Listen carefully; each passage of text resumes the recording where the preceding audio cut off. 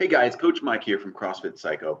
I wanted to talk a little bit about how we approach the 5K row. I know, especially in the CrossFit world, we don't do the 5K row a lot. So I wanted to talk about A, how to pace, and B, what our target should be in that 5K. Did a lot of research. There's actually a little bit of science behind this, so I hope it helps. So the big thing is, how do we attack the 5K row, right? The first thing is that we need to determine our target pace. And the way to do that, there's actually, as I did my research, there's something called Paul's Law out there. And I won't bore you with the mathematical details, but all that you really need to know is that your approximate 5K pace is going to be your 2K pace plus roughly, this is the average, 6.6 seconds. So for example, let's say it takes you exactly 8 minutes to row 2K. That's a 2-minute pace, so a 2 minutes per 500-meter pace.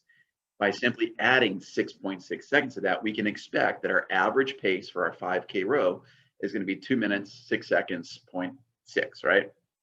So a couple things that. This is an estimate, right? This is going to get us kind of in that neighborhood. So when we're pacing during that middle long section, we know about where to target, right? And then this also assumes that you don't really have a bias, whether it be strength or endurance.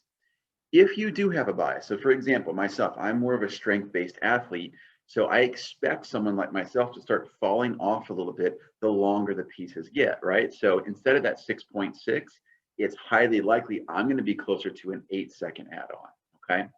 I'm at least going to start my 5K like that because end of the day, we can always speed up at the end if we're going a little too slow, okay?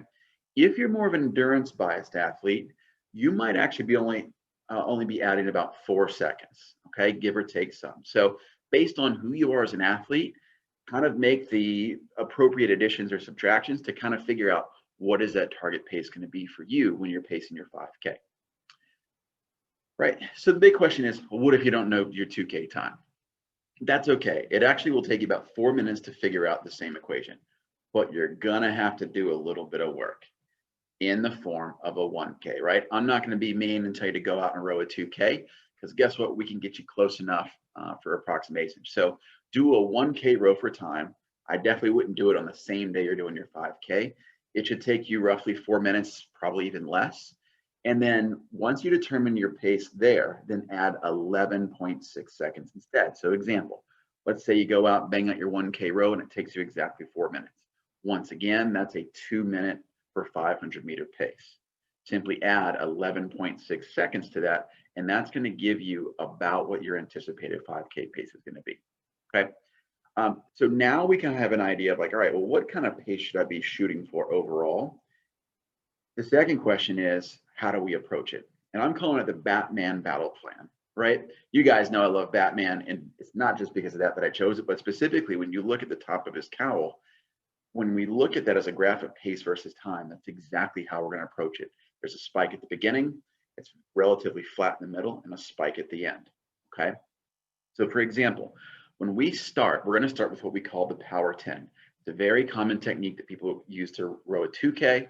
We're going to do the same thing with a 5K, where we start off and we're going to take 10 hard, heavy strokes, right? We can burn through some of that energy pathway early on, and then part two is we're going to level out and we're going to try and stay right around that target pace from roughly, I would say, about the 250 meter mark that we start until about 300 meters to go. Then once we have 300 meters to go, right, every 100 meters, we're going to start increasing that pace as much as you can. And that last 100, hold on, close the eyes if you have to, and let it rip, okay? The big thing here is make sure after we do those 10 hard strokes, hold yourself back. You're going to be amped up. Make yourself be disciplined, stay at your target pace, and then just ride it out. At 3,000 meters, expect for it to burn quite a bit. Stay mentally tough. 300 meters to go, let it rip. Good luck.